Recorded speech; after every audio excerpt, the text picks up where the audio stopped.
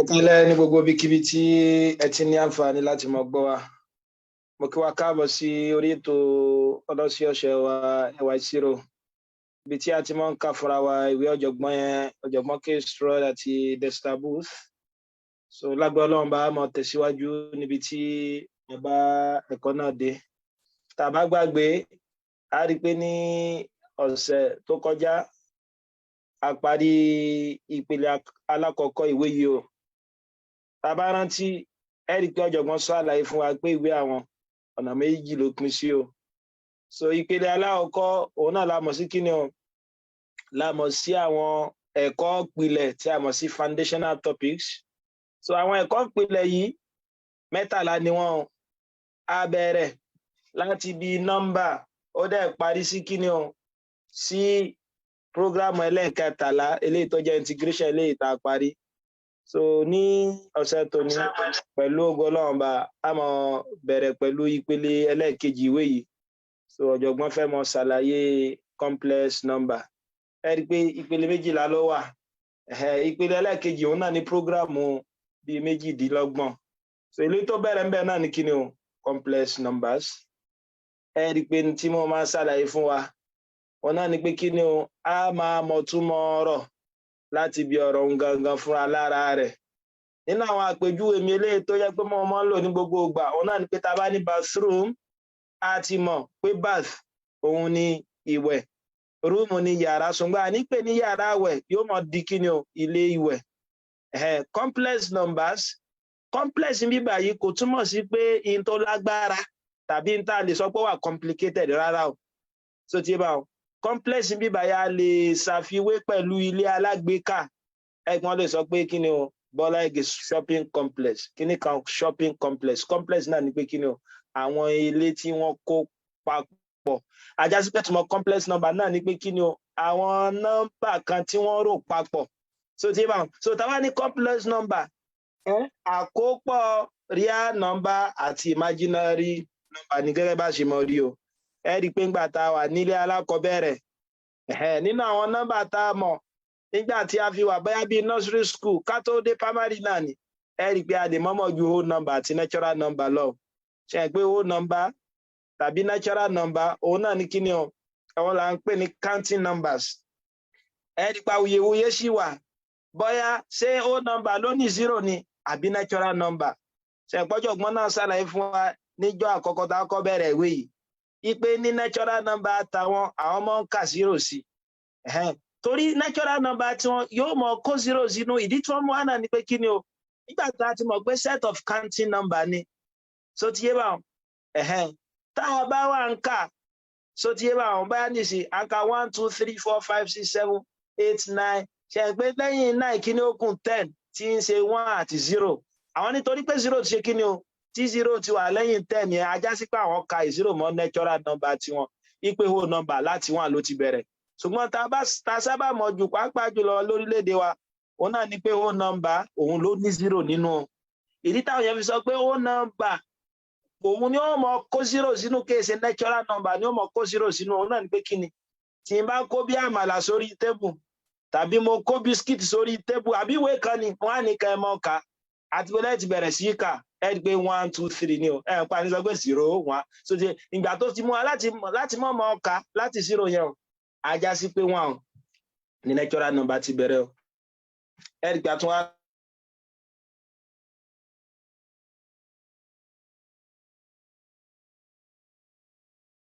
lọ sẹ̀ natural number òun la mọ̀ integer. Lẹ́yìn integer ẹ mọ̀ pé integer òun náà ní kíni àwọn set positive number, negative number todo. Àtúní rational number, number tá a lè kọ́ lágbọ́n ní fraction, bẹ́ẹ̀ p over q, tí p ní jẹ́ numerator tí q jẹ́ denominator, tí q sì jòdò. Tó láti mọ̀ pé tí q bá ti jòdò tí ń sọ pé denominator dòdò báwọn, ajá sí pé a máa ní undefined yẹn o. So kò ṣeésì fún mo bó ti wá báwọn. Àtúwá ní irrational number, irrational number ní number tá a lè kọ́ lágbọ́n ní fraction báyìí. So lẹ́yìn irrational number, ẹ rí pé nọ́mbà tó tún pọ̀ jù tá a sábà mọ̀ tẹ́lẹ̀ òun náà ní kíni o, òun náà ní real number o. Torí a ti mọ̀ pé real number whole number ni o. Real number kódà natural number ní integer ni, fractional number ni pẹ̀lú. Gbogbo àwọn nọ́mbà tá a bá rí tá a fi mọ́ ṣiṣẹ́ nígbà tá a fi wà nílé ìwé gíga o, òun la máa ń pè ní kíni o real number ṣùgbọ́n real number yìí òun kọ́ ni number tọ́jọ́ ga jù o rí i pé ìjọba àbílẹ̀ yóò lálága ìjọba àbílẹ̀ òun lolórí nínú ìbílẹ̀ òun ṣùgbọ́n tá a bá tún dé ìpínlẹ̀ tá a bá ń sọ̀rọ̀ ìpínlẹ̀ rí i pé ìjọba àbílẹ̀ náà máa ṣe kíni o yóò mọ káwọ́ pẹ́yìn lọ́dọ̀ kíni o lọ́dọ̀ ìjọba ìpínlẹ̀ ni kó tó jẹ́ gómìnà rí i pé ọ̀gá náà ni pé gómìnà náà mọ káwọ́ pẹ́yìn lọ́dọ̀ ààrẹ nítòótọ́ la lè sọ pé ó nọ́mbà mi natural number mi integer rational number irrational number ṣe bá lè sọ pé gbogbo àwọn eléyìí subset kí ni wọn subset real number ni wọn torí gbogbo àwọn element tá a máa rí inú set yìí wọ́n wà ní inú kí ni o nínú real number akáláṣe real number wá ń sìn òun ni superset ṣùgbọ́n real number náà tún jẹ́ àbúrò fún set mìíràn òun náà là ń pè ní complex number ẹ̀ rí pé tẹ bá gbọ́dọ̀ yìí tí mo sọ síwájú òun náà ni pé tá a bá ní complex number àpapọ̀ real number àti imaginary number níbo wá ní imaginary number ẹ ti wáyé máa máa ṣàlàyé mo bó ti yá bá so complex bẹ́ẹ̀ mo ní kí o túmọ̀ sí pé ẹni tó lágbára complex náà ni pé àgbékà apá real number àti kíni o àti complex àti imaginary number papọ̀ so tá a bá ní irú number lágbọ́n ní báyìí a plus iy tó jẹ́ pé a mi yìí so tiẹ̀ tàbí ká pé x a yìí òun là ń pè ní kíni o real part so tí y mi àbí gbogbo àwọn eléyìí tá à ń pè wọn ní imaginary part bẹ́ẹ̀ ní sinmi báwo pé real of z nígbà mo ti mọ̀ pé complex number alágbèéká nọ́mbà méjì ni àpapọ̀ complex àti kíni o àti real ni o ajá sí pé real part eléyìí òun náà ní x lásán mo bó ti ń bá imaginary part rẹ̀ òun náà là ń pè ní y ìjẹ́ tẹ́lẹ̀ bá yọ wa bó wọ́n ṣe yọ imaginary yẹn ẹ rí i pé ń ta sábà mọ̀ òun náà ni pé gbà tá a ṣe square root a ṣàlàyé fún wa pé tí n bá ní square root of x òun náà ni pé kí ni máa multiply pẹ̀lú ara rẹ̀ lẹ́ẹ̀mejì tí ó mọ̀ fún mi ní tí ń bẹnu radical mo ti mọ̀ pé square root of 4 mi ó lè jẹ́ +2 ó dẹ̀ sì lè jẹ́ -2 torí mo mọ̀ pé 2 times 2 kí ni ó mọ̀ fún mi padà 4 ni o mo dẹ̀ sì mọ̀ pé -2 times -2 náà mọ̀ fún mi ní kí ni o ní ó mọ̀ fún mi 4 ó dàbí ká nírú nǹkan báyìí tẹ́wá wo tọ́jọ̀gbọ́n kan pé mo ní x square minus 1 is equal to 0 ṣe ìpínlẹ̀ yìí tá a bá kọ́ ní kí ni o tá a bá kọ́ ní agbọ́nrin tá a lo quadratic equation láti fi ṣe ìpínlẹ̀ yìí tàbí a lo difference of two square fi ṣe eléyìí lè jẹ́ x plus 1 x minus 1 is equal to 0 tí ó mọ̀ fún mi ní kí ni o x is equal to 1 or x is equal to what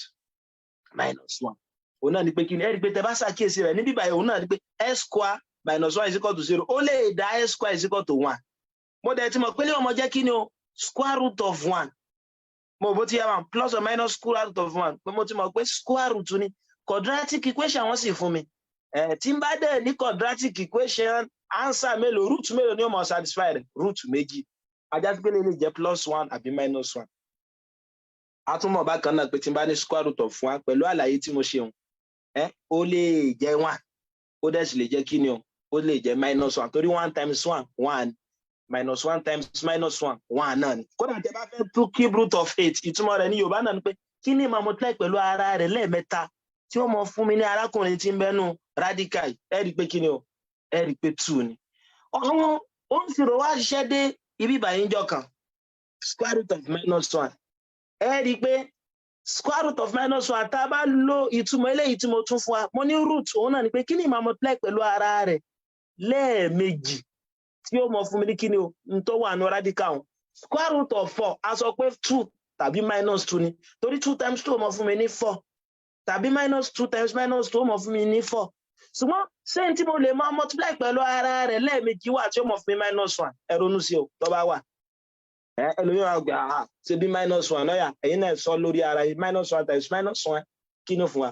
ẹ rí i pé 1 ni o ẹlòmíràn pé 1 times -1 kọ́ rárá o torí mo àti sọ pé kí ni nọ́mbà kan náà yóò ń gbé kí láàmú multiply pẹ̀lú ara rẹ̀ fẹ́ pé 1 nọ́mbà kan ni -1 náà nọ́mbà kan ni ajá sí pé máa wò pé kò sí ọ̀nà èsì ìdímọ́nìṣirò ẹ̀yin lẹ́ẹ̀mọ́ ó wà ṣùgbọ́n wà láàmọ́ pé tá a bá bọ́ síta ní ìṣẹ́ ẹ̀rí páàdì sánmọ̀ lọ ṣé sánmọ̀ lópin pé tó wá bí ẹlòmíì pé Sama olópin bẹ̀ olópin ṣiṣẹ́ ọ̀gbẹ́ tàbá wo lákò tó kéré á ṣe bíbí tá ń wò yẹn bẹ̀ lóde tàbá tún débi ó tún ṣe kí ni ó tún jì sí ṣe ẹ̀gbọ́n náà tọ́ dá sámà ó mọ ibi tó pin sí so tí a bá so square root of -1 àwa láàmọ́ ṣùgbọ́n èsì rẹ̀ ń bẹ ṣùgbọ́n gbà tá àti mọ́ òun àwọn òṣèré wa fi kí ni wọ́n ń fún ní nǹkan tó jẹ́ kó súnmọ́ ó ti bá ń bóyá bí nǹkan kan láti fi lè mọ represent níta àmọ́ ẹ̀ wọn là ń pè ní I àfi mọ́ ń pè ní imagine a mọ̀ pé àárí ṣùgbọ́n a mọ̀ pé ó wà tó tí la fi sọ pé ní la fi ń pè ní I so tí ẹ bá ẹ rí pé tí n bá square both sides nísìn tí n bá square both sides ilé ọmọ jẹ́ square root of -1 square is equal to I squared so tí ẹ bá ilé ọmọ jẹ́ kí ni -1 is equal to I squared a gbọ́dọ̀ di eléyìí mú so òfin eléyìí tó ṣe pàtàkì tó jẹ́ basis ìpìlẹ̀ níbi complex number lè pé I square mi yóò mọ̀ jẹ́ -1 kí wàá ní I yẹn òun náà ní ta imagine ìtumọ̀ rẹ̀ náà ni pé tó bá yẹ pé n bá ní square root of -9 mo ti mọ̀ pé square root of -9 mo lè rí wá kódà tẹ́ bá tẹ calculator yìí sí mathematical error ni ó gbé wá ṣùgbọ́n mo mọ̀ pé mo lè tún lè kọ́ gẹ́gẹ́ square root of 9 multiplied by square root of -1 mo dẹ̀ ti mọ̀ pé square root of 9 sí ni o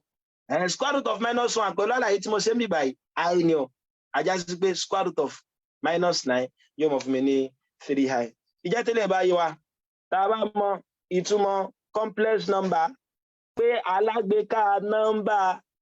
real number àti complex àti imaginary number ni ò tá dẹ̀ mọ̀ ìtumọ̀ tí imaginary number já mọ́ ọ̀jọ̀gbọ́n á fẹ́ sọ fún wa pé tẹ́ bá wo frame 6 ọ̀jọ̀gbọ́n níbo ni pápá wa nírú nǹkan báyìí nǹkan 2s square plus 9s plus 7 tẹ́ fi mọ̀ pé ó lè mọ̀ fún wa nírú àwọn tá a ṣàlàyé sókè yẹn a ti mọ̀ ipe tí n bá nírú nǹkan báyìí quadratic equation ni o bó láti mọ̀ pé quadratic equation ni torí degree tó pọ̀ jù ń bẹ 2 ni o tó ti yé mo sì ń sọ fún wa nígbà tá a ṣe quadratic equation nígbà yìí náà ni pé kí ni kódà kẹ́ tó mọ gbẹ̀mí ara yín gbóná wò ẹ kọ́kọ́ ju equation yìí sínú discriminant náà ẹ má gbàgbé discriminant òun náà ni pé kí ni o ìtẹ́ fi lè gbọ́sẹ̀ equation kan ò bọ́yá irú root wo ni ó ní àbí irú root wo ni ò ní ní bóyá ó ní root tó bá ní root irú root wo ló ní pé tí ẹnìkan bá lóyún ní ìsìn ṣe ìpá lè fi mọ̀ ipe kí ni irú ọmọ wo lẹ́nìyẹn ó fi bí nítòótọ́ náà lọ́mọ ẹni tẹ́nìkan òbí ṣùgbọ́n àwọn dókítà ń bí ìmọ̀ jinlẹ̀ àti ìmọ̀ tọ́lọ́run fi mọ̀ wọ́n lè mọ̀ bóyá sọ́kùnrin ni àbóbìnrin ni so inú tẹ́yìn náà fi lè yẹ̀ wò pé òkè náà irú ọmọ wo ni quadratic equation yìí fẹ́ bí òun náà ni pé ká ẹ sọ sínú discriminant tàbá jù sínú discriminant mi á rí pé òun la pè ní b square minus 4ac aṣàlàyé fún wa tàbá gbàgbé pé tí discriminant mi tó bá jù 0 lọ ajá sí pé máa ní kí ni real root ó ní root o ṣùgbọ́n real root ni ó jẹ́ ṣùgbọ́n tí discriminant mi tó bá less than 0 mo yẹ̀wò mo gbọ́sẹ̀ rẹ̀ wò ní ọ̀hún náà ni pé kí ni oyin tí ó mọ̀ fún mi ní imaginary root tàbí ká sọ pé ní complex root ẹ̀dẹ̀ mọ́ gbàgbé pa ti mọ̀ pé complex number ó lè jẹ́ real ó lè jẹ́ kí ni imaginary akálà ṣe gbogbo real number complex ni o sáàmọ̀ bìdí wọ́n kì í ṣe gbogbo complex number ló wọ́ jẹ́ real ṣé agbára yìí tí mo sọ gbogbo real number tó ti bá wọn torí gbogbo ẹ̀rí pé gbogbo real number a lè rí gbogbo complex number ṣe tí mo fẹ́ sọ gbogbo complex number real number náà ni wọ́n ní tí mo fẹ́ sọ nílé pé real number ní ìsìn a lè yọ subset complex number ni o ajá sí pé gbogbo real number complex ni bẹ́ẹ̀ ni mo gbà ṣùgbọ́n kì í ṣe gbogbo complex number òun ni real complex number ò tiẹ̀ ní jẹ́ real nísìnyí báyìí tí má sọ pé complex number 2 plus 3i pẹ̀lú àpẹẹrẹ sẹ́yìn pé mo lè rí real ń bẹ so ti yé báwọn ṣùgbọ́n tí má nírú nǹkan báyìí nísìnyí lè sọ pé real number ń bẹ kì í léyè ṣe real number mọ́ ṣùgbọ́n nínú complex number mo lè rí real ń bẹ mo bá gbálàyé mi ṣùgbọ́n nínú real number ń lè rí complex ń bẹ mo bí agbọ́ àlàyé tí mo ṣe yẹn so ṣùgbọ́n tí discriminant bá jẹ́ 0 máa ní equal root ọ̀yà ẹ wá àwọn tó fún wa yìí o a ní 2s square plus 9s plus 7 ẹ rí pé èmi jẹ́ 2 a ní bíbá yìí òun ní b wa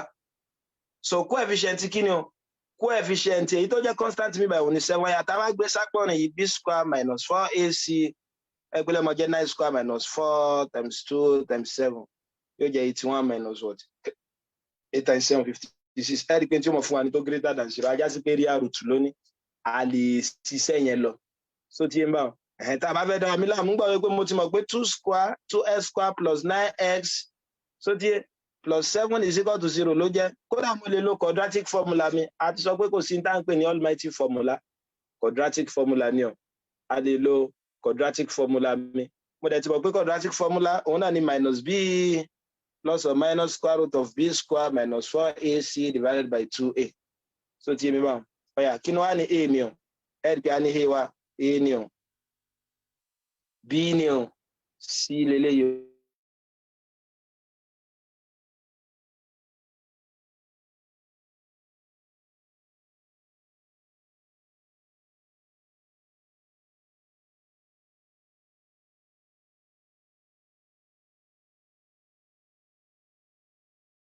Kí lélẹ́yìí ọmọ jẹ́ o ilé ọmọ jẹ́ minus 2 plus or minus kí ni 81 minus 56 ẹ gbé ọmọ jẹ́ square root of 25 àbí divided by 4 ilé ọmọ á fún mi ní kí ni.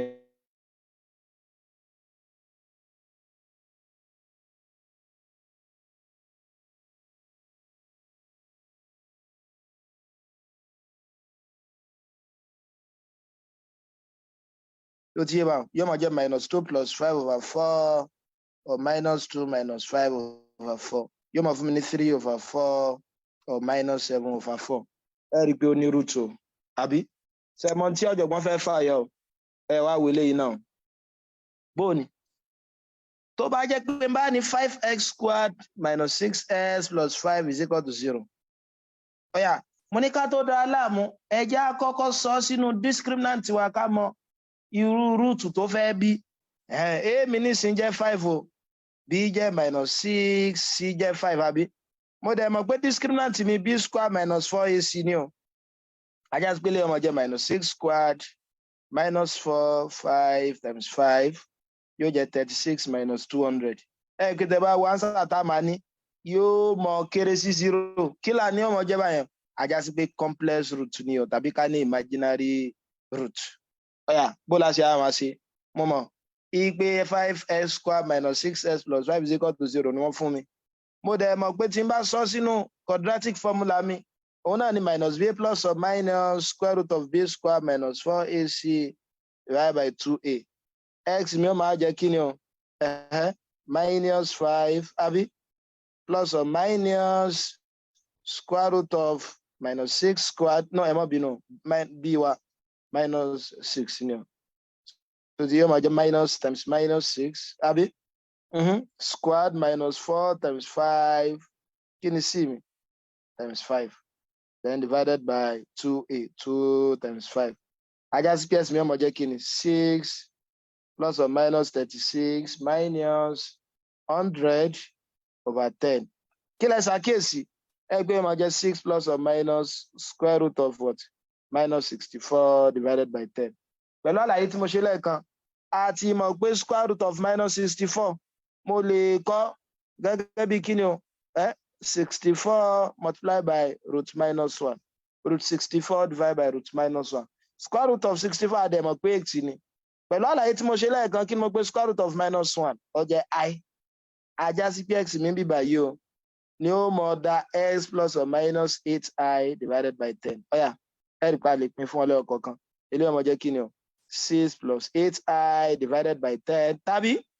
6 minus 8i divided by 10 ẹ pé 2 common tí ẹ bá gbé 2 jáde níbí báyìí ilé ó jẹ́ 3 plus 4i over 10 2 jáde so 3 minus 8i over 10 so 2 gélé yókù 5 yókù 5 ẹ pé tẹ bá ṣàkíyèsí rẹ̀ mo lè kọ́ báyìí o plus 1 over 5i àbí 3 over 5 minus 4 over 5i mo bẹ́ẹ̀ rí báyìí ẹ rí i pé mo ní real part mo dẹ̀ ṣe kí ni o mo ní imaginary part mo ní real part mo dẹ̀ ní imaginary part jẹ́ tẹ́lẹ̀ yẹn bá yé wa tá a dẹ̀ ti gbọ́ àlàyé bó ṣe jẹ́ adẹ́mọ̀ ipe root i mi pẹ̀lú àlàyé tí mo ṣe root minus 1 mi pẹ̀lú àlàyé tí mo ṣe mo ní i ni o ìpìlẹ̀ ẹ̀ tá a máa lò ní complex number ni o tó jẹ́ pé látara ilé àtúnyọ pé x square mi òun náà ní -1 ọ̀jọ̀gbọ́n máa fẹ́ ṣàlàyé kí ni o power of I so tí yé bá power of I ní frame 10 ẹ rí i pé kí ni mo kọ́kọ́ pè a ní I mi ọmọ ṣe déédéé pẹ̀lú kí ni o square root of -1 àbí àtúmọ̀ pé tó wáyé pé n bá square I ṣẹ̀gbọ́n náà ní square root of -1 times square root of -1 òun mọ̀ fún mi ní kí ni o yóò mọ̀ fún mi ní -1 bó wá ní tó bá fẹ́ kẹ́ find I raised power 3 ńkọ́ tàbí I raised power 1000 mo lè wá òun náà kò lè rárá o so lọ́jọ̀gbọ́n fẹ́ fi ṣàlàyé positive integer powers òun náà ní pé tó bá jẹ́ positive integer powers ni gẹ́gẹ́ bí àpèjúwe ní ìsìn bó ni tí wọ́n bá fún mi ní kí ni o I raised power 2 mo ti mọ̀ pé -1 ni o ọ̀dà bó ni I raised power 3 ńkọ́ ẹ rí i pé positive integer ló wà lókè rẹ̀ náà ẹ rí i pé mo lè mọ kọ́ eléyìí lágbọ́n ní I square eléyìí tí mo ti mọ̀ sẹ̀ǹpá tí mo I squared ipò jẹ́ -1 ajásí pé tí n bá ní kọ́ lágbọ́n ní I squared mo lè mọ intẹ́sìn yóò mọ̀ jẹ́ náà so eléyìí lè jẹ́ I squared times I láti bí indices wa I raised power 3 I multiply pẹ̀lú ara rẹ̀ lẹ́ẹ̀mẹ́ta ajásí pé mo lè sọ pẹ̀lú pé kí ni I multiply ara rẹ̀ lẹ́ẹ̀mejì times pé I multiply ara rẹ̀ lẹ́ẹ̀kan adẹ̀ tí mo pé kí ni I square mi -1 yóò máa jẹ́ -1 times I yóò mọ̀ fún mi ní -I ajásí pé I cube àti mọ́ wọn mọ̀ jẹ́ -I bó ní tó bá yẹ pé I raised power 4 nǹkan ọ̀nà ọmọlọ́gbà tó yá tẹ́lẹ̀ gbà ṣe òun náà ni pé kẹ́ ẹ mọ kọ́ lágbọ́n ní I square torí mo ti mọ̀ pé I square mi ò -1 ni o tàwa kélé ní indices tí ẹ̀ pé mo lè sọ pé I square mi I raised power 4 mi ṣe déédéé pẹ̀lú I square squared ẹ má gbàgbé òfin yìí o tí n bá ní A raised power m everything raised power n yóò mọ dọ́gba pẹ̀lú kí ni o A raised power mn so tí la fi kọ́ báyìí kódà kí wọ́n ní kẹ́ wá I raised power 100 yóò mọ tún jẹ́ kí ni o I squared raised power 50 torí mo ti fà á yọ lágbọ́n ní 2 so tí bá mo lè mọ̀ pé 2 times 50 ni ó mọ̀ fún mi ní kíni padà ni ó mọ̀ fún mi ní 100 padà so ilé ọmọ ajẹ́ kíni -1 squared kí dẹ̀ ní -1 squared 1 ilé náà mọ̀ jẹ́ -1 squared -1 raised power 50 yóò mọ̀ jẹ́ 1 sáàmọ̀dí tí negative number tó bá raised to power positive ìfún láàmà ní ọ so tí mi bá ẹ mọ́ bínú tí negative number tó bá raised to power ìfún positive láàmà ní ọ ṣùgbọ́n tí negative number bá raised to power odd number negative ni ó mọ̀ fún wa àlàyé tí mo ṣe ní tí bá ní -2 raised power 2 kẹ́ tí kódà kí n má ti mọ tánsà rí ó jẹ́ positive ni èsì mi ó mọ̀ jẹ́ torí -2 yìí negative ní tòótọ́ ṣùgbọ́n even ló raised to power rẹ̀ so tí bá even ló jẹ́ power rẹ̀ ajásí pé positive ni ó mọ̀ jẹ́ so tí bá yóò máa jẹ́ +4 ọ̀dà bó ní tó bá yẹ pé -2 raised power 3 láì tí ẹ̀ tí ṣe rárá torí pé negative number ní tó wá raised to power odd ajásí pé negative ni o 8 mo bí ẹ gbọ́ àlàyé tí ọ̀jọ̀gbọ́n ṣe yẹn bó wà ní oníbò ní tẹ́ bá ní I raised power 42 náà pẹ́ mọ́ dára ìlànà pẹ̀lú bí mo ṣe sọ ẹ mọ̀ ọkọ́ lágbọ́n ní I squared ilé ọmọ ajẹ́ I squared kí ni máa multiply pọ̀ mọ́ 2 tí ó fi mọ́ fún mi 42 21 ni o àbí mo dẹ̀ tí mo kí I squared mi jẹ́ -1 raised power 21 ẹ̀dẹ̀ mọ́ gbàgbé tí gẹ́ negative number tó bá raised to power odd kí láàmà ni o àjẹsígbélé ọmọ jẹ́ -1 tó tàbá ní 1 kọ́ mọ́ multiply pẹ̀lú iye ìgbà tí wọ́n bá rí kọ́ mọ́ multiply ara rẹ̀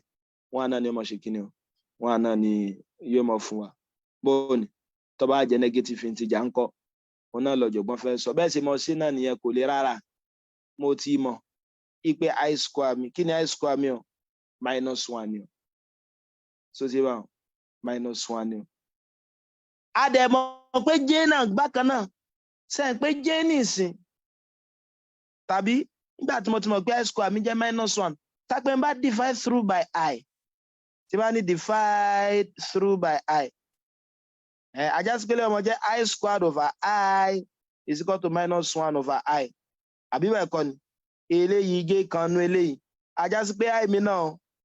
ó dọ́gba pẹ̀lú kí ni o -1 over I ṣe ìpé tẹ́ bá lo law of indices fún eléyìí jẹ́ -I everything raised power -1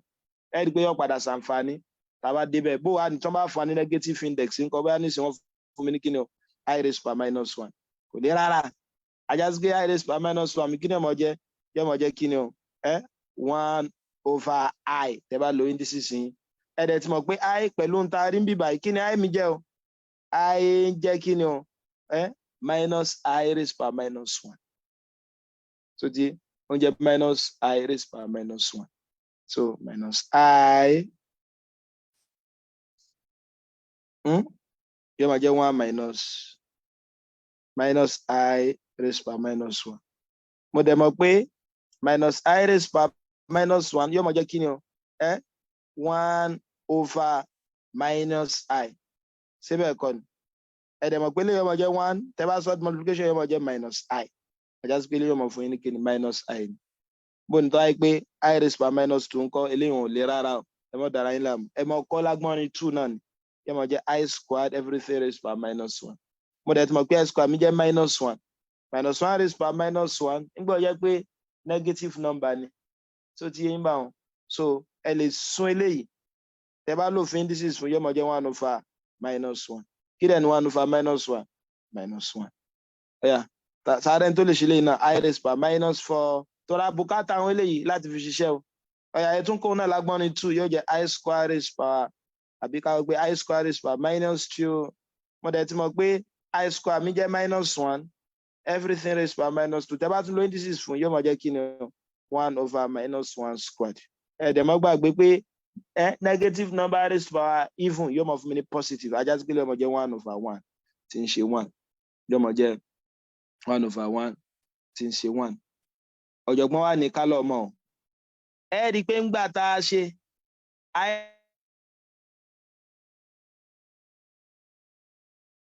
I raised power 4 yìí gbogbo gbà a lè replace ẹ̀ pẹ̀lú 1 sẹ́mọ̀ dítọ́jọ̀gbọ́n sọ sẹ́ẹ̀rí pé gbogbo tá à ń ṣe lẹ́ẹ̀kan bá ní sí tá a bá fẹ́ find the I raised power 36 ṣe pé tá à ń ṣe tẹ́lẹ̀ ni pé ó lè jẹ́ I square raised power 18 ìgbà tí mo ti mọ̀ pé I raised power 4 minus 4 yìí náà fún mi ní 1 ìtọ́jọ̀gbọ́n fẹ́ fà yọ bẹ́ẹ̀ náà ni pé ajá sí pé tí wọ́n bá ní kí n wá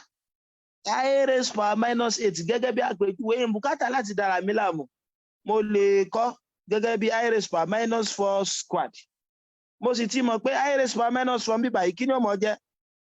1 ajá sí pé lè mọ̀ jẹ́ 1 square which is equal to 1 ní tí ọ̀jọ̀gbọ́n gbìyànjú láti sọ nìyẹn ìtọ́jọ̀gbọ́n gbìyànjú láti sọ nìyẹn torí pé kíní ẹ̀rọ tá a fi ń ṣiṣẹ́ yìí ó súnmọ́ kó tán láàrin ìṣẹ́jú méjì ẹ já bọ́ sí frame 14 ọ̀jọ̀gbọ́n ó láti gbọ́ kíní o àti gbọ́ complex numbers yìí o a ti mọ̀ ipe tá a bá ní quadratic equation tó bá ní 2 solution irú solution yẹn náà a lè rí pé a lè ní imaginary root ń bẹ o so ti yẹ a lè ní imaginary root tàbí ká pé complex root so ti mo dẹ̀ sọ fún yín pé complex root kò túmọ̀ sí pé kí nǹkan tóbi àbí kí nǹkan le ní tó túmọ̀ sí náà ni pé kí ni o àpapọ̀ nọ́mbà so ti yẹ nígbà tá a ti mọ̀ pé complex number sì ó wá já papọ̀ real àti imaginary ajá sí pé sẹ́ẹ̀dì mi o a lè sọ pé x plus iy ni o bọ́n sì máa ń kọ complex number ni o nígbà tó x mi ń bì báyìí ó jẹ́ real part tí y mi jẹ́ kí ni o imaginary part so ti mo dẹ̀ sọ fún wa pé real part of z ń bì báyìí òun ni x a lè kọ pé re of x m of x ẹ bá ti rí nǹkan tí wọ́n kọ ìtumọ̀ náà ni pé kí ni imaginary part ń bẹ imaginary part rẹ̀ jẹ́ y so ajá sí pé tí máa kọ orú nǹkan báyìí pé rí 3 plus 5i kí ni real part eléyìí ìtumọ̀ real part yẹn náà ni pé kí ni o real part rẹ̀ jẹ́ 3 ìtumọ̀ rẹ̀ náà ni pé real part rẹ̀ jẹ́ 3 ọ̀dà ta ni ó sọ ní tí imaginary part eléyìí jẹ́ 2 minus àbí kí n sọ pé 2 wọ́n lè kọ fún nǹkan báyìí pé imaginary part of 2 tọ́lá ti sọ fún wa pé real number náà complex number ni o so ti yé báwọn ṣùgbọ́n kí complex number ò ní a lè sọ pé real number jẹ́ complex number ṣùgbọ́n complex number a rí real yọ lára rẹ̀ ajá sí pé imaginary number mi báyìí 0 ni tó a rí imaginary kankan kápẹ́ fẹ́ kẹ́ fi ánsà yín lẹ̀ ní agbọ́n ní x plus iy tẹ́wá get 5 gẹ́gẹ́ bí àpèjúwe ní tó jẹ́ èsì yín ajá sí pé tó máa ní ká fánsà wá ní x plus iy ń bí báyìí mo lè kọ́ gẹ́gẹ́ bí kí ni 5 plus 0 i mo lè kọ́. ẹ káàbọ̀ padà bí ta dé kí zoom wa tó tán torí ológójì ìṣẹ́jú òní èyí tá ń lò lọ́wọ́lọ́wọ́ so ọ̀yà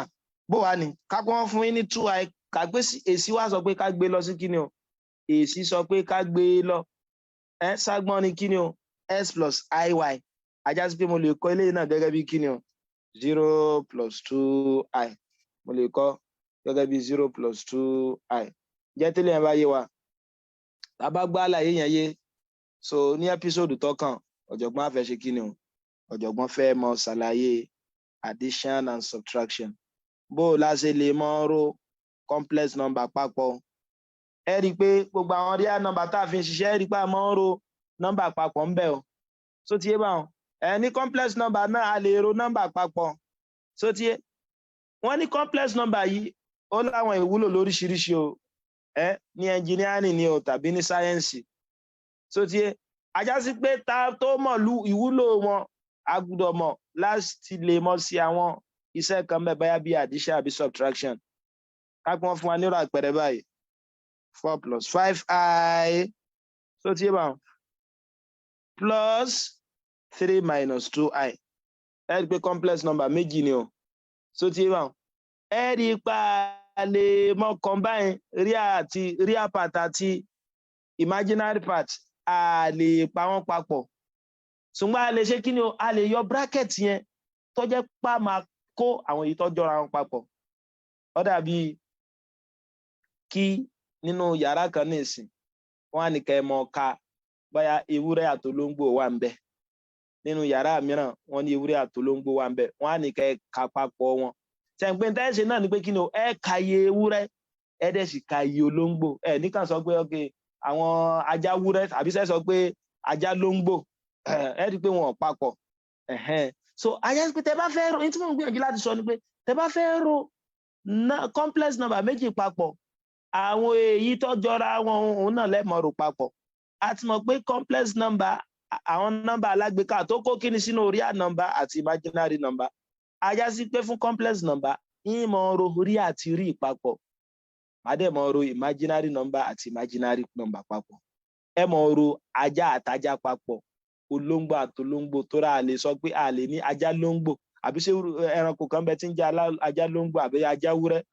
Ẹ rí pé kò sí ajá wúrẹ́ tí wọ́n bá ní ẹ ka ajá àti ewúrẹ́ papọ̀. Ẹ rí pé ẹ ka ajá lọ́tọ̀, ẹ ka ewúrẹ́ lọ́tọ̀. Ẹ lè sọ pé ajá wúrẹ́ wípé àwọn á ní kẹ́ka wípé a ní ajá wúrẹ́ méje. Ṣẹ́gun mọ̀ pé ṣé eléyìí gbádùn. Ọ̀yà tá bá nírò nǹkan báyìí 4 plus 5i plus 3 minus 2i. Ẹ gbé mi báyìí kí ni real part eléyìí 4? Kí ni real part eléyìí 3? Màá wá open bracket, màá fi wọn fẹ́ra wọn. Ajá sí pé lè mọ̀ jẹ́ kí ni o? 4 plus 3 àbí then plus 5i minus 2i. Mo bó ti rí báwọn. Yóò máa jẹ́ 7 plus 7i. So ti plus 3i 5 minus 2 yóò jẹ́ 3. Ẹ rí pé kò lè rárá. Bí kẹ́ ẹ̀ mọ̀ ṣe kí ni o? Kẹ́ ẹ̀ mọ̀ fẹ́ràn jẹ́ kọ́ ni. Fóònù eléyìí nǹkan ká pé wọ́n á fún mi nínú nǹkan báyìí. Mo ní 4 plus 7i minus 2 minus 5i. Ẹ kọ́kọ́ sí bracket yẹn lẹ́nu. Ṣùgbọ́n ká tó sílẹ̀ gbọ́dọ̀ ṣàkíyèsí o. Eléyìí ó jẹ́ 4 plus 7i àbí minus 2 minus times minus plus. Òfin kan wà tó yẹ pé tẹ́ bá ní minus ṣùgbọ́n tó bá wà lẹ́yìn minus yẹn kì í ṣe monomial expression. Ajá sí pé a gbọ́dọ̀ fún ní bracket tó rorò ní minus yẹn. So ti yé báyìí. So ilé ó máa jẹ́ kí ni o? 4 plus 7i minus 2 plus 5i. Ìgbà tá a ti mọ̀ pa lè ní ajá wúrẹ́ àbí ajá lóńgbò. Ajá sí pé màá ka ajá lọ́tọ̀, màá dẹ̀ mọ̀ ka olóńgbò lọ́tọ̀. Real plus real, àwọn tó jẹ́ real part yẹn 4 minus 2 lọ́tọ̀. Then plus àwọn tó jẹ́ imaginary 7i plus 5i. Kí ni ó máa jẹ́ báwọn? Yóò máa jẹ́ kí ni o? Yóò máa jẹ́ 2 plus 12i. Ajá sí pé tí béèrè mi bá ní kí n wá rí kápẹ́lẹ̀ jẹ́ z báyìí. So tí wọ́n bá ní kí n wá rí irú nǹkan báyìí, táwọn lè sọ tí rí yóò jẹ́ rí náà ni pé kí ni real part yẹn? Yóò máa jẹ́ kí ni o? Yóò máa jẹ́ 2. So yóò máa jẹ́ 2. Ìjẹ́ tí eléyìí wáyé wa, tá a jẹ́ gbọ́ àgbọ́yé rẹ̀ yékéyéké o. Bóòní ká pé a bá ní irú nǹkan báyìí o. So òun náà ni pé ntọ́jú ọgbọ́n fẹ́ sọ báyà ká pé bá ní complex number méjì báyìí. Mo ní àbí ká fi kan sí pé 5 plus 7i plus 3 minus 4i minus 6 minus 3. Òun náà ò lè rárá o. Real pẹ̀lú real tó rà ti mọ̀ pé tá bá ní a plus bi tó jẹ́ complex number kan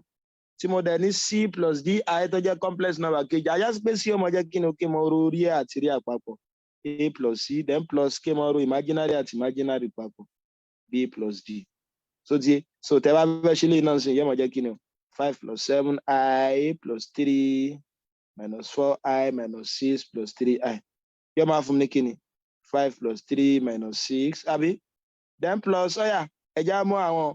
imaginary part rẹ̀ náà mo lè kó i jáde tó bá wù mí yóò jẹ́ 7 minus 4 plus 3 eléyà máa jẹ́ 8 minus 6 2 plus 7 minus 4 3 3 plus 3 6 yẹ́ máa jẹ́ 6i I just go 2 plus 6i náà ni ó jẹ́ ìjẹ́ tí lè yẹn bá yé wa àti mọ̀ bá a ṣe lè mọ ro complex number méjì papọ̀ adẹ̀sí mọ̀ bá a ṣe lè mọ yọ wọ́n kó nu ara wọn tó bá yẹ pé wọ́n fẹ́ ká multiply nǹkan torí mo mọ̀ pé mo lè multiply real number méjì papọ̀ àjásí kó lè ṣeéṣe fún wa náà ká máa multiply complex number méjì náà papọ̀ ẹ wá àpẹẹrẹ eléyìí tí ọ̀jọ̀gbọ́n mú wáyé o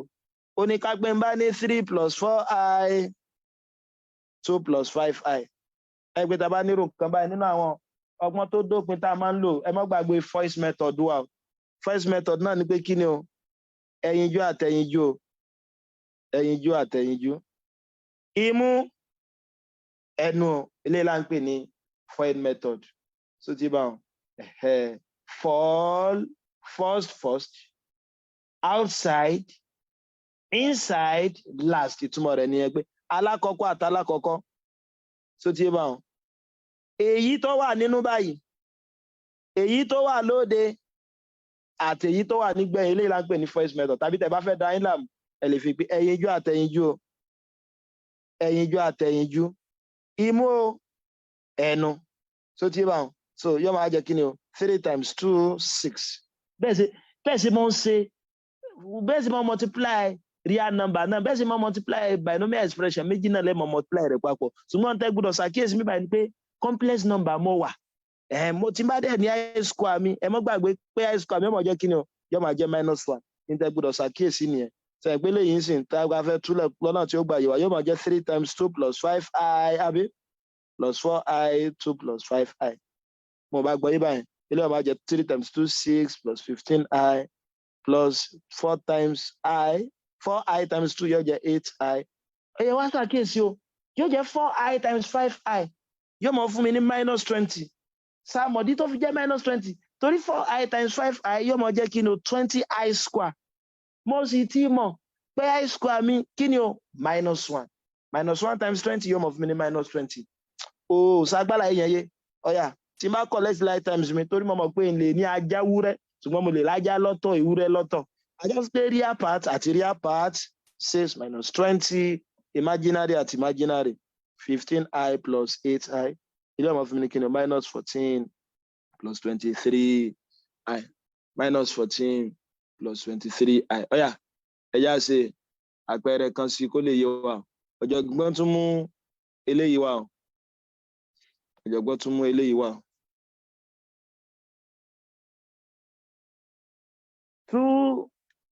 226 minus 7i 1 minus 2i so ti yé bá eléyìí náà fún mi ní kí ni 26 ẹ̀yinjú àtẹ̀yinjú àbí 26 minus 52i minus 7i ṣe àgbẹ̀ minus òun ti jẹ́ plus tẹ́lẹ̀ 7i times 2i òun mọ̀ fún wa ní -14 so yìí bó ṣe jẹ́ -14 torí 7i times 2i mọ̀ fún mi ní kí ni o 14i square mo dẹ̀ ti mọ̀ pé i square mi kí ni o -1 ni o ẹ̀yẹ ilé máa jẹ́ kí ni o 26 minus 14 real part with real part minus 52i minus 7i kí ni 26 minus 14 yóò mọ̀ fún mi ní 12 mo jẹ́ gbèsè 52 mo tún jẹ́ gbèsè 7 yóò máa jẹ́ -59i ẹ̀rí pé tẹ́ bá ṣàkíyèsí rẹ̀ tí n bá multiply complex number pẹ̀lú complex number kí ló tún fún mi padà complex number ni o ajá sí pé mo lè mófin kan yọ ọ ipe complex number wà closed so tí yé bá wọn ní kí ni o set complex number ó close lágbọ́nrin multiplication òun náà ni pé tí n bá mú complex number méjì tí n bá multiply rẹ̀ pẹ̀lú ara wọn yóò tún mọ̀ fún mi ní kí ni padà yóò mọ̀ fún mi ní complex number ẹ má gbàgbé closure sẹ́yìn pé òfin closure náà ni pé kí ni o fún gbogbo ẹ́límẹ́ǹtì a àti b nínú sẹ́ẹ̀tì kan so ti yé bá wọn tó wá jẹ́ pé tí n bá operate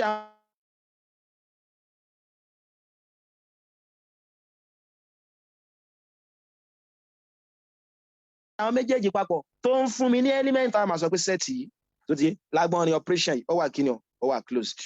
closed mo bí agbọ́ àlàyé yẹn yé so òun náà nìyẹn pé ọ̀yà ẹ wá wò mìíràn ọ̀yà ẹja sí ilé báyìí ajá sí pé exception lè ó lè wà lófin yìí ẹ wo méjì tá ti multiply papọ̀ complex number multiply ara wọn ó ń fún wa ní complex number padà à ń rí ríà à ń dẹ̀ ní imaginary part àwọn méjèèjì ò sì jódo bó ní ká pọ́n bá fún mi nírú nǹkan báyìí kọ́ 5 plus 8i 5 minus 8i ṣe pé láì dára yín láàmú òfin kan ti wà ipe tí n bá ní binomial expression alákọ̀ọ́kọ́ bá gba square tẹ́lẹ̀ kejì bá gba square tó á jẹ́ pé n tó dá àwọn méjèèjì láàrin minus ni ó ṣe pé binomial expression lélẹ̀ binomial expression ni expression táàmù méjì táàmù kan ní dàdàngọ́mì táàmù kan lélẹ̀ àti ní táàmù méjì o minus wá dá wọn láàrin táwọn méjèèjì gba square báyẹn ẹ mọ́ dára yín láàmú yóò mọ̀ fún yín ní kíni a plus b a minus b ajá sí pé tó bá jẹ́ pé ẹ bá ní expression méjì tó bá multiply ara wọn tó jẹ́ pé nọ́mbà tó wà ní táàmù alákọ̀ọ́kọ́ níbi bracket yìí òun náà ló wà níbi alákọ̀ọ́kọ́ níbi ẹlẹ́ẹ̀kejì náà nọ́mbà tó wà lẹ́lẹ́ẹ̀kejì náà ló wà lẹ́lẹ́ẹ̀kejì ṣùgbọ́n plus dá wọn láàrin níbi alákọ̀ọ́kọ́ minus dá wọn láàrin níbi ẹlẹ́ẹ̀kejì ẹ mọ̀ dára yín láàmú òun là ń pè ní difference of two squares òun náà ni pé tá a bá ní a plus b a minus b ẹ mọ̀ dára yín láàmú jáde òun náà ni pé kẹ́ mọ̀ square alákọ̀ọ́kọ́ kẹ́dẹ̀ sí mọ̀ square ẹlẹ́ẹ̀kejì tó ti ní ìdàkejì náà ni pé kí ni o tí n bá ní binomial expression tálákọ̀ọ́kọ́ gba square tẹ́lẹ̀kejì gba square tí minus bá dá wọn láàrin ẹ mọ̀ dára yín láàmú kó sinmi ó dàbí kí ni o kí n square alákọ̀ọ́kọ́ minus kí n square ẹlẹ́ẹ̀kejì kí tẹ bá wọlé yìí náà nísìn 5 plus 8i 5 minus 8i tẹ bá ṣe fẹ́ mọ̀ dára yín láàmú láti ṣe túlẹ̀ ẹ rí i pé kí lélẹ́yìí jọ binomial ó jọ difference of two squared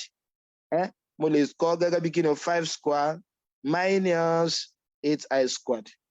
so agbára yìí tí màá ṣe fẹ́ mọ̀ sọ pé 5 times 5 95 so ti yé bá akálà ṣe tẹ bá ṣe bẹ́ẹ̀ nǹkan kan náà lẹ́gẹ̀ẹ́tì o ṣùgbọ́n nínú agbọ́dọ̀ mọ̀ pé níṣẹ́ ìpín òṣìrò ní wa gbogbo ọ̀nà tí ó jẹ́ ọmọ yá agbọ́dọ̀ mọ̀ sí ajásí pé 5 square sí ọmọ jẹ́ 25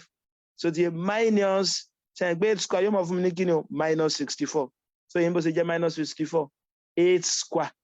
64 I square minus 1 minus 1 times 64 yóò mọ̀ fún mi ní minus 64 ilé ọmọ jẹ́ 25 plus 64 kí ni 25 plus 64 yóò mọ̀ fún mi ní kíni o 89 ẹ gbé kílẹ̀ ṣàkíyèsí mi báyìí a multiply complex méjì papọ̀ so ti yé báwọn in tó wà ń fún wa òun fún wa ní real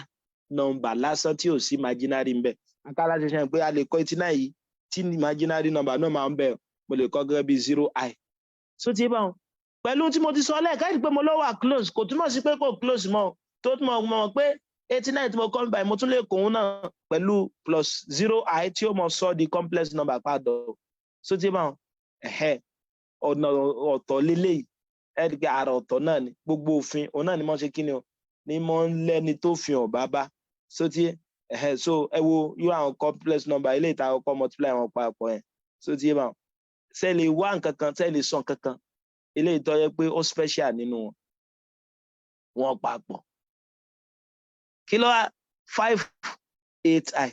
5 8i tẹ́ bá wo real part aláwọ̀kọ́ 5 ni real part ẹlẹ́ẹ̀kejì 5 náà ni imaginary part aláwọ̀kọ́ 8 imaginary part ẹlẹ́ẹ̀kejì 8 náà ni so ti yé báwọn so ajá sí pé plus àti minus náà ló ṣe kí ni o òun náà ló dáhùn láàrin tí ọ̀jọ̀gbọ́n gbìyànjú láti sọ nìyẹn so wọ́n ní tàbá fẹ́ da láàmú ajá sí pé tí wọ́n bá fún mi ní 7 minus 6i tàbí 4 plus 3i so ti yé báwọn èsì wo ni ọmọ jẹ́ tí wọ́n bá ní kẹ́ multiply àwọn méjèèjì papọ̀ ṣé complex number ní ọmọ fún mi ni àbí real number àbí imaginary number ẹ rí i pé complex number ní ọmọ fún mi tó ráwọn multiply 2 complex number papọ̀ tí wọ́n ṣe conjugate ara wọn tàbá padà dé níwájú àmà ṣàlàyé sẹ́rí lèyí ni conjugate lè so tí wọ́n bá ní kẹ́ máa wá conjugate complex number kan táwọn denote pẹ̀lú z bar so tó wáyé pé z mi bá jẹ́ s plus iy ẹ ti yé báwọn ajá sí pé conjugate ọmọ jẹ́ s minus iy ibi tí n bá ti rí plus tẹ́lẹ̀ ń sọ di minus tí n bá ní 2 plus 3i kí ni conjugate 2 plus 3 ọmọ jẹ́ 2 minus 3i tó ti máa 2 minus 3i nítorí ọgbọ́n fẹ́ sọ ní pé tá a bá ní conjugate complex numbers wọ́n ó mọ papọ̀ ó ti bá àwọn méjèèjì ọmọ papọ̀ complex number bọ̀ yóò mọ papọ̀ mọ conjugate ẹ̀ ṣùgbọ́n tí ó jẹ́ yàtọ̀ náà ni pé tó wáyé pé plus ìlàlá ọkọ yóò mọ di minus ọ̀yà tí n bá ní 5 minus 3i tàbí ó sọ conjugate 5 minus 3i mi tí set mi bá jẹ́ báyìí ajá sí pé conjugate yóò mọ jẹ́ kí ni o 5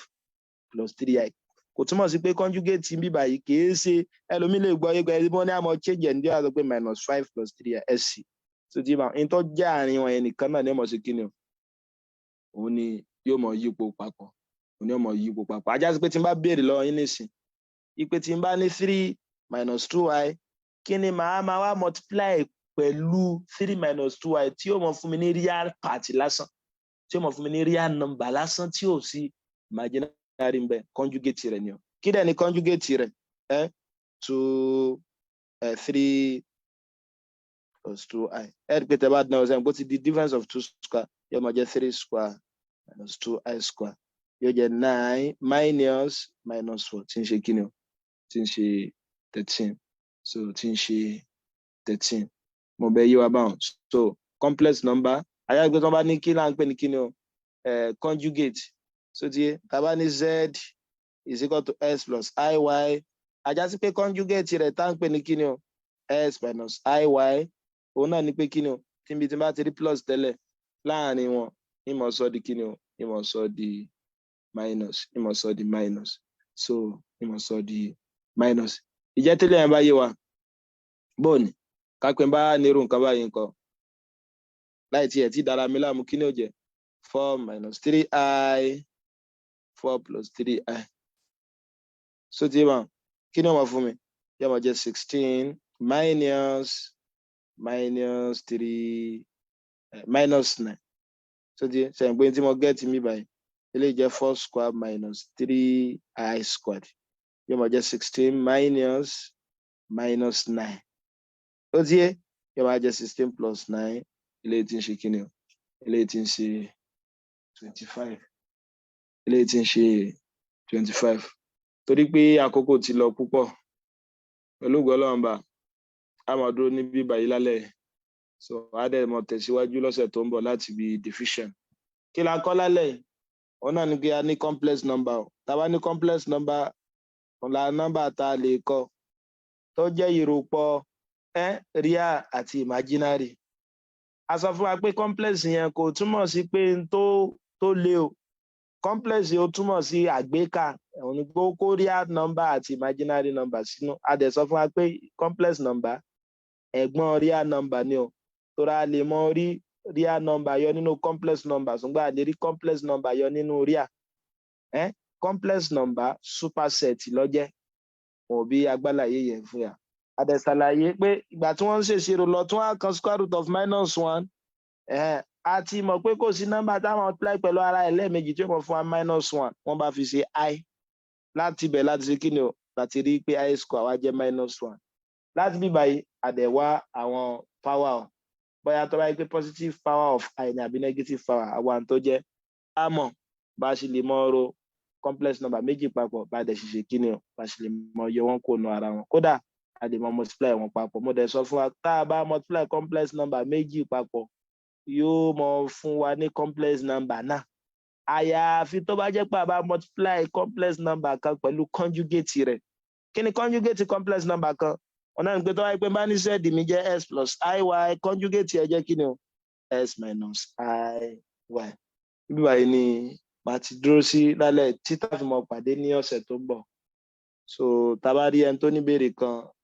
àbí ìbéèrè mìíràn bóyá lórí zoom ni àbí ní facebook so nígbà tí ò sí ìbéèrè táwọn tẹ̀síwájú lọ́sẹ̀ tó ń bọ̀ ẹ ṣé pọ̀ tí ẹ darapọ̀ mọ́ wa ó dàárọ̀.